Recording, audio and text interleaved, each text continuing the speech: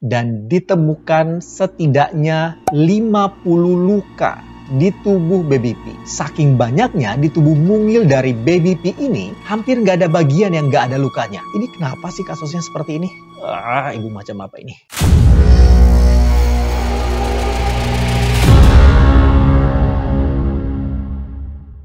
Assalamualaikum warahmatullahi wabarakatuh.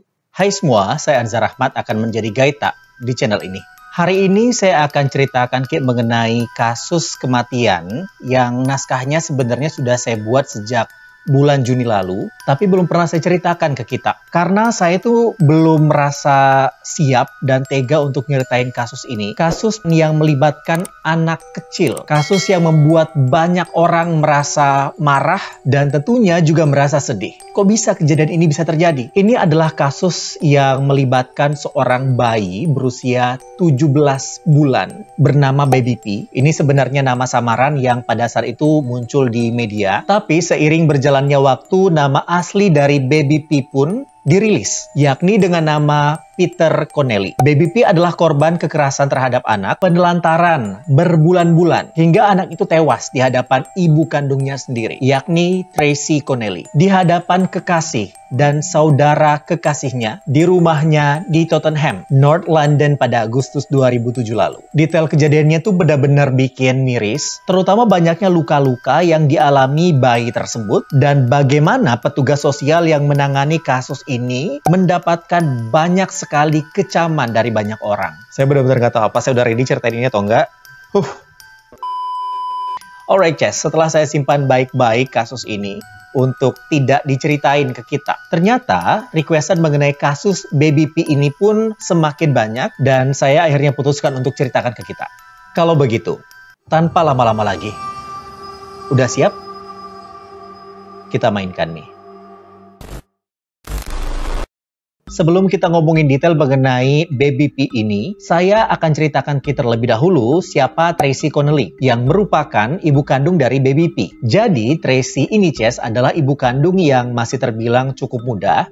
Usianya baru 27 tahun. Kenapa Tracy tega untuk melantarkan anak-anaknya? Ternyata dia tumbuh dari keluarga broken home, punya masalah mental sejak kecil, dan tidak mendapatkan pola pengasuhan yang layak dari kedua orang tuanya. Orang tuanya sering bertengkar, ibunya yang bernama Mary adalah pengguna obat-obat terlarang dan sering mabuk-mabukan. Rumah mereka sangat kotor dan tidak terawat, jadi tidak layaklah untuk ditinggali. Setelah kedua orang tua Tracy berpisah, Mary dan Tracy memutuskan pindah ke tempat lain, tetapi masih di kota London. Harapannya supaya bisa mendapatkan kehidupan yang lebih baik. Semasa kecil, Tracy sering dibully oleh teman-teman sekolahnya. Dibilang gemuk, kotor, dan tidak terawat. Dia juga sering dipukuli oleh teman-temannya. Bahkan, Tracy pernah mendapatkan pelecehan dari teman prianya. Tetapi setelah ceritain kejadian itu ke orang tuanya, specifically ke ibunya malah nganggap kalau Tracy ini berbohong. Sejak itu, Tracy jadi jarang ngobrol dengan ibunya kalau ia kembali mengalami pelecehan. Jadi ia besar tanpa ayah, mengalami pelecehan dan bullying, ditambah ibunya yang tidak perhatian ke dia. Sehingga pada tahun 1991 sampai 1992, pernah juga masuk Tracy ini ke daftar perlindungan anak, Chess. Sampai sini saja kita tuh sudah mulai miris ngelihat kehidupan Tracy yang tidak mendapatkan perhatian lebih dari orang tuanya. Padahal keluarga itu adalah sekolah pertama bagi seorang anak, di mana karakter anak itu terbentuk dari keluarga. Kalau di rumah saja tidak mendapatkan pendidikan yang baik, bagaimana anak itu bisa tumbuh dengan baik pula? Tapi bagaimana menurut Kak? Apakah sependapat?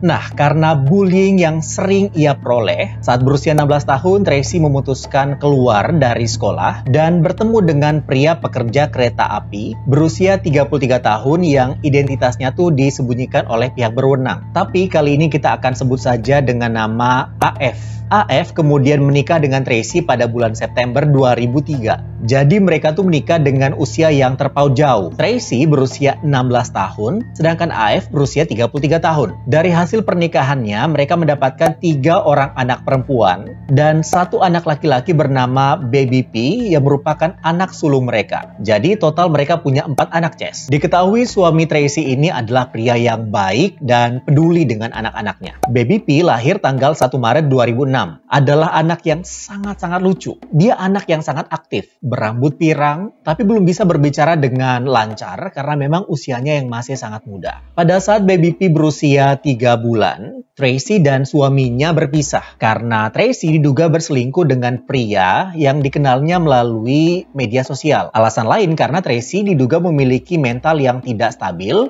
alias depresi. Namun hak asuh dari 4 orang anak mereka termasuk baby P jatuh ke tangan Tracy. Suatu hari Tracy bertemu dengan pria yang berusia 33 tahun juga bernama Steven Barker. Karena ngelihat Steven Barker ini cukup atraktif dari sisi Tracy, beberapa waktu setelahnya pun mereka akhirnya berpacaran. Jadi dalam waktu yang sangat singkat, Tracy kembali menemukan pengganti sang suami.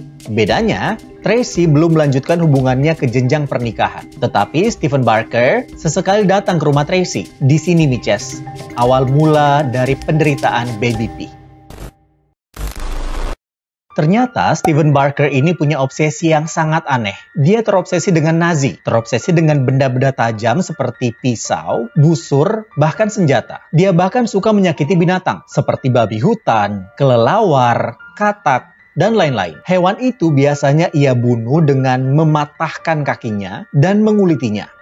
Karena obsesi anehnya ini, ia pernah dituntut oleh RSPCA, adalah organisasi yang fokus terhadap perlindungan hewan. Walaupun Tracy dan suami pertamanya sudah berpisah, Ces, AF pernah sesekali datang ke rumah Tracy untuk melihat keadaan Tracy, terutama anak-anak mereka. Tetapi AF sempat miris melihat kondisi rumah Tracy, yang kabarnya kurang terawat, rumahnya kotor, barang-barangnya berantakan, dan katanya berbau urin. Ia akhirnya khawatir dengan kesehatan anak-anaknya, termasuk kesehatan dari baby P. Hal ini yang membuat AF akhirnya melapor kepada pihak petugas sosial, tetapi petugas sosial yang datang ke rumah Tracy menganggap semuanya baik-baik saja. Semuanya terlihat normal. Petugas sosial bilang kalau Tracy ini memang dalam kondisi yang tidak stabil dan nggak tahu cara mengurus anak dengan baik. Karena memang sejak kecil Tracy tidak mendapatkan contoh cara mengasuh, cara membesarkan anak dengan baik. Tapi setelah itu, Tracy berjanji ke petugas sosial untuk menjadi ibu yang lebih baik lagi. Petugas sosial juga akhirnya mengajari Tracy cara mengurus anak yang baik. Tracy pun cukup kooperatif. Setelah itu, petugas sosial ngasih kesimpulan kalau Tracy sudah memenuhi syarat minimum untuk menjadi seorang ibu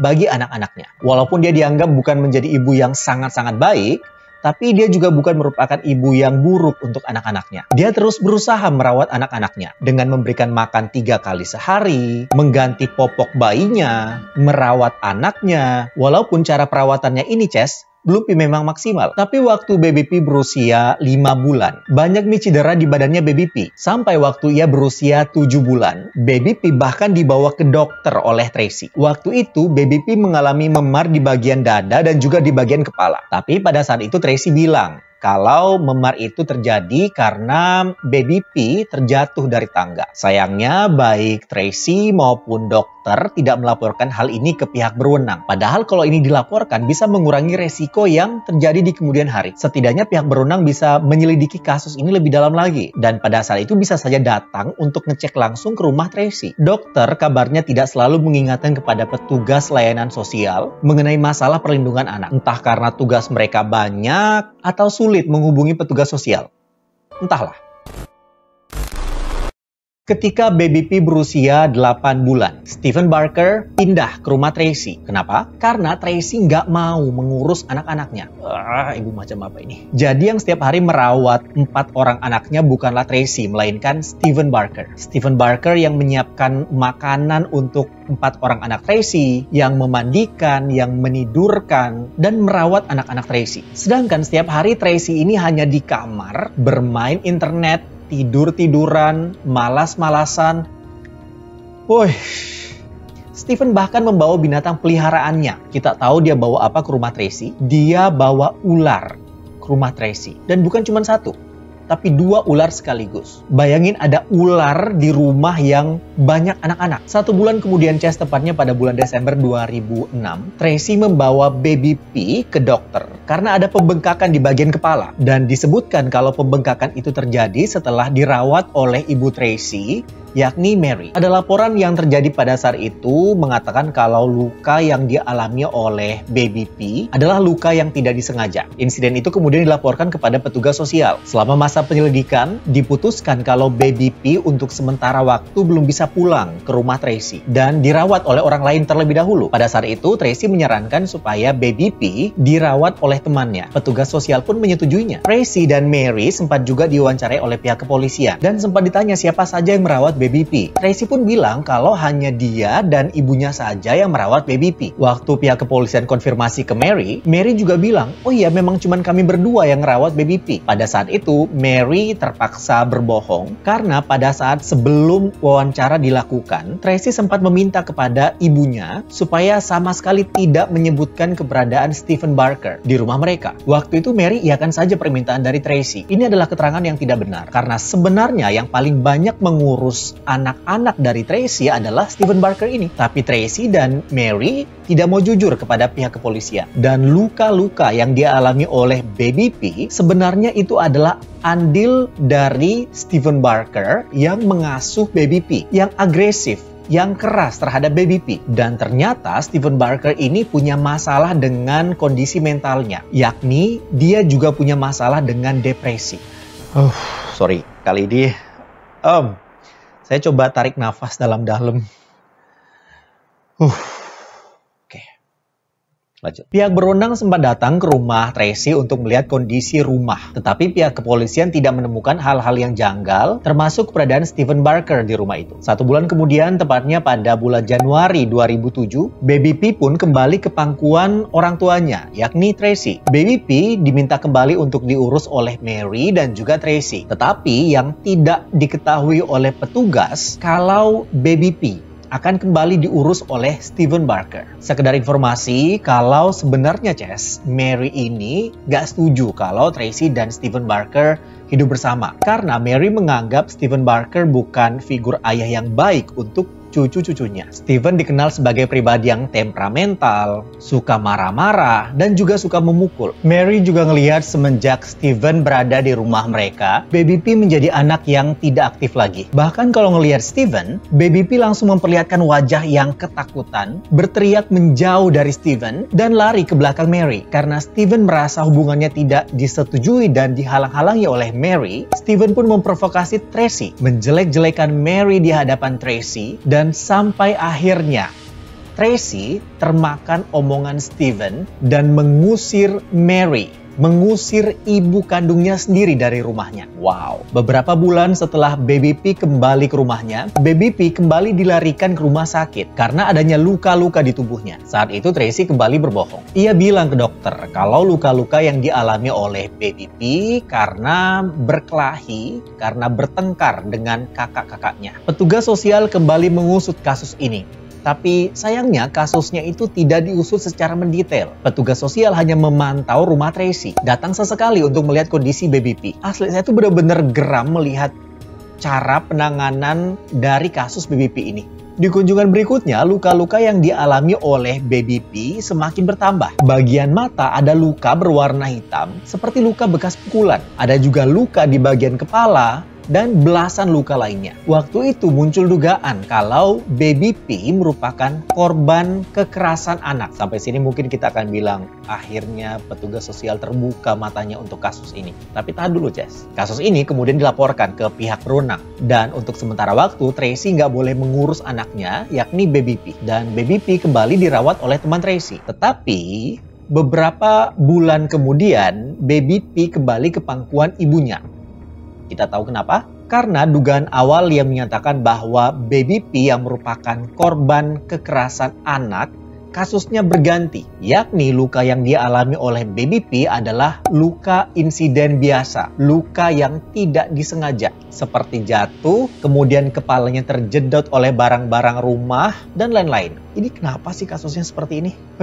Suatu hari ada seorang whistleblower yang menginformasikan kepada petugas sosial kalau Tracy ini udah punya pacar dan sering melihat pria berada di rumah Tracy. Bahkan whistleblower itu menduga kalau pria itu sudah tinggal di rumah Tracy. Petugas sosial akhirnya konfirmasi kembali ke Tracy, tetapi tentu saja Tracy nggak ngaku. Ia membantah kalau adanya dugaan pria itu adalah pacarnya. Ia cuma bilang kalau itu adalah temennya yang sesekali datang ke rumah Tracy. Jago bener dia melabui petugas. Petugas sosial juga percaya-percaya aja apa yang dibilang sama Tracy. Karena mereka emang nggak punya bukti yang kuat yang memperlihatkan kalau ada seorang pria yang tinggal di rumah Tracy. Mungkin kita akan bertanya, kenapa sih Tracy ini menyembunyikan Steven Barker di rumahnya? Karena kalau polisi tahu keberadaan Steven di rumah Tracy, pihak kepolisian bisa saja mengecek riwayat dari Steven Barker dan bisa tahu background yang sangat buruk dari Steven Barker ini. Seperti yang saya ceritakan kita di Chess, kalau Steven sangat suka menyiksa binatang. Itu yang membuatnya pernah dilaporkan, pernah dicari oleh RSPCA, dan ia pun kabur dari kejaran para petugas. Dan rumah Tracy menjadi tempat persembunyian bagi Steven. Tracy pun menyetujui saja Steven untuk tinggal di rumahnya karena ia memang membutuhkan seseorang yang bisa merawat, yang bisa menjaga anak-anaknya selagi ia malas-malasan saja di rumahnya.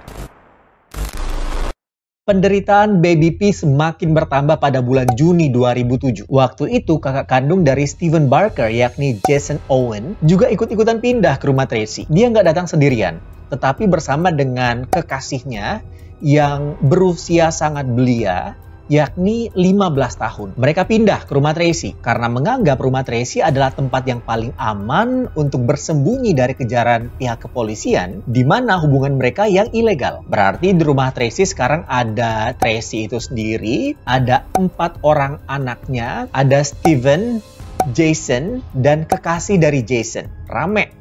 Sekedar informasi, Chess, Steven Barker dan Jason pernah ditangkap oleh pihak kepolisian karena menyiksa neneknya sendiri karena perebutan wasiat. Tetapi sebelum persidangan, neneknya mengalami penyakit pneumonia atau penyakit paru-paru dan membuatnya meninggal, dan persidangannya pun tidak dilanjutkan. Sehingga Steven dan Jason lolos dari tuduhan penganiayaan. Jadi sekarang di luar sepengetahuan petugas sosial, dokter, kepolisian, Baby P diurus oleh 2 orang kriminal. Pria yang agresif, suka melakukan kekerasan, dan pedofil.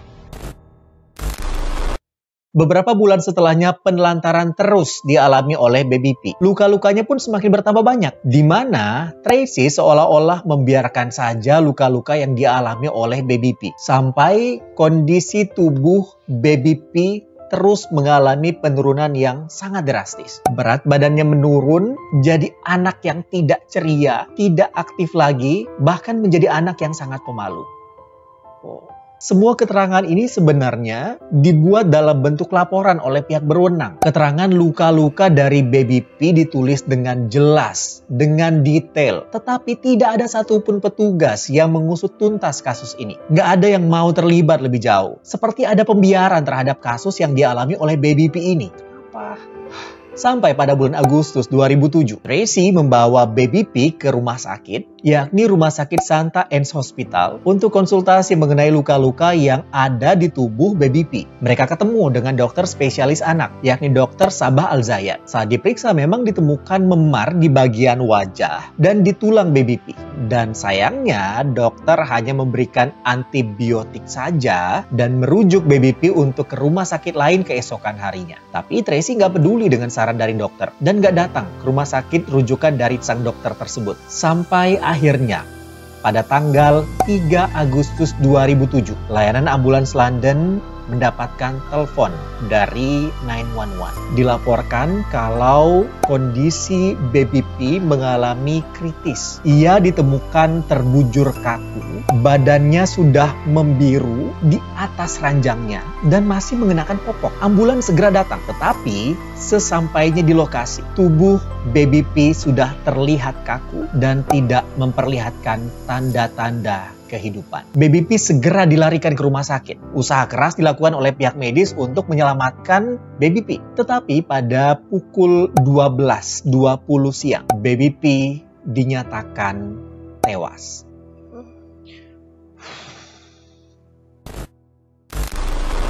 Pihak kepolisian pun memeriksa Tracy dan ia pun diduga terlibat dalam kasus kematian anak kandungnya sendiri. Awalnya Tracy masih menutupi banyak hal, tetapi setelah didesak oleh pihak kepolisian, Tracy pun akhirnya menceritakan semua yang disembunyikannya selama berbulan-bulan, termasuk keberadaan Steven Barker, Jason, dan kekasih Jason yang berusia 15 tahun yang tinggal di rumahnya. Pihak kepolisian pun langsung bergegas ke rumah Tracy untuk menangkap ketiganya. Sesampainya di sana, ketiga orang itu tidak ditemukan, Ces. Mereka sudah kabur sebelum pihak kepolisian tiba. Tetapi di hari yang sama, ketiganya berhasil ditangkap setelah bersembunyi di dalam hutan. Postmortem dilakukan terhadap tubuh Baby P dan ditemukan setidaknya 50 luka di tubuh Baby P. Luka yang sangat-sangat banyak. Saking banyaknya di tubuh mungil dari Baby P ini, hampir nggak ada bagian yang nggak ada lukanya. Kali ini saya akan ceritakan detail mengenai luka-luka yang ada di tubuh Baby P. Untuk kita yang mungkin nggak kuat mendengar detail ini, silakan percepat videonya sekitar 2 menit ke depan. Jadi, 50 luka yang ada di tubuh Baby P adalah ditemukannya tulang belakang Baby P patah. Ada memar di bagian kepala seperti hidung, telinga, wajah, batok kepala, bahkan telinga kirinya itu terpotong, hampir terlepas. Ada juga luka potongan di bagian leher, kulit di bagian bibir hilang, seperti habis dikuliti. Gigi bagian depan juga hilang dan ditemukan di dalam tubuhnya. Kuku tangannya bahkan seperti sengaja dikelupas. Ditemukan juga luka di bagian dada. Baby P juga mengalami pendarahan yang cukup parah di tubuhnya, memar di bagian kaki, dan luka-luka lainnya. Saking banyaknya luka-luka di badan Baby P, pihak medis sampai kesulitan untuk mencari mana luka-luka yang menyebabkan Baby P tewas. Tetapi ia diduga tewas karena diduga adanya dorongan yang sangat kuat ke badan Baby P dan adanya hantaman yang cukup keras di bagian kepala sehingga menyebabkan pendarahan dan mengakhiri nyawa Baby P. Setelah kejadian itu, Tracy dinyatakan bersalah dan dipenjara pada tahun 2009 setelah mengakui menyebabkan dan membiarkan kematian anak kandungnya sendiri, Baby P, yang berusia 17 bulan. Ia mendapatkan hukuman penjara tidak terbatas dengan jangka waktu minimal 5 tahun. Steven Barker dipenjara seumur hidup dengan minimal 5 tahun karena diketahui pernah melakukan pelecehan terhadap anak lain yang berusia 2 tahun dan diberikan hukuman selama 12 tahun untuk menjalankannya secara bersamaan atas perannya terhadap kematian dari Baby P. Sedangkan Jason mendapatkan hukuman tidak terbatas dengan jangka waktu minimal 3 tahun. Sangat disayangkan Baby P tewas, padahal sudah menerima kunjungan 60 kali dari petugas sosial, polisi, dan profesional kesehatan selama 8 bulan terakhir sebelum Baby P tewas. 4 hari sebelum tewasnya Baby P sempat dikunjungi oleh petugas sosial, tapi nggak ngasih perhatian yang lebih. 2 hari setelahnya, dokter spesialis anak juga gagal menyadari adanya patah tulang di tubuh Baby P. Padahal kalau petugas bisa mengusut kasus ini dengan tuntas, dengan mendalam dan lebih teliti lagi, nyawa Baby P seharusnya bisa terselamatkan. Dari banyaknya kunjungan ke rumah Tracy, kenapa sih petugas sosial dan profesional kesehatan atau pihak kepolisian gagal melihat adanya 3 buronan yang bersembunyi di rumah Tracy? Dan petugas nggak bersikeras, udah menemukan luka-luka yang parah di tubuh Baby P, tapi kasusnya tidak diusut dengan tuntas. Ini yang bikin orang, kenapa sih ini kasusnya seperti ini? Nah, karena kecerobohan terhadap penanganan kasus ini, beberapa pekerja sosial, pihak kepolisian, dan profesional kesehatan dipecat. Dan beberapa dari mereka juga memutuskan resign dari jabatannya. Kasus ini benar-benar mengundang kemarahan dari publik. Karena ini bukan kali pertama ada kasus yang ditangani oleh petugas sosial, tapi tidak diusut secara tuntas, nggak diusut secara mendetail, seperti adanya pembiaran. Sekedar informasi saja, sudah banyak kasus kekerasan anak yang pernah dilaporkan kepada petugas yang berwenang, tetapi kasusnya tidak diselidiki dengan benar, dan banyak anak-anak yang akhirnya berakhir dengan tragis. Ini benar-benar kasus yang sangat-sangat miris. Apalagi melihat anak kecil, sosok yang seharusnya dipeluk, dicium, disayangi, dicintai, tetapi malah dapat hal yang sebaliknya. Itu dia, Ces, cerita kali ini. Pengen banget dengar pendapat Tak mengenai kasus dari Baby P ini. Siapa sebenarnya menurut Tak pihak yang bertanggung jawab atas tewasnya baby P ini. Dan mungkin kita punya pendapat bagaimana seharusnya seorang orang tua merawat anaknya. Apalagi mungkin orang tua yang tidak punya pengalaman untuk mengurus anak. Komen di bawah. Dan semoga kita bisa mengambil hikmah dari peristiwa, dari kejadian yang menimpa baby P ini. Kalau kita suka dengan video ini, jangan lupa like, komen, subscribe channel ini. Silahkan share juga video ini ke teman-teman tak. Requestan topik-topik menarik lainnya silahkan ditaruh di kolom komentar di bawah. Atau silahkan DM saya di Instagram @anzarahmat. Saya nggak sabar untuk ketemu kita lagi. Sampai ketemu di cerita selanjutnya. Saya Anzar Ahmad. Cheerio!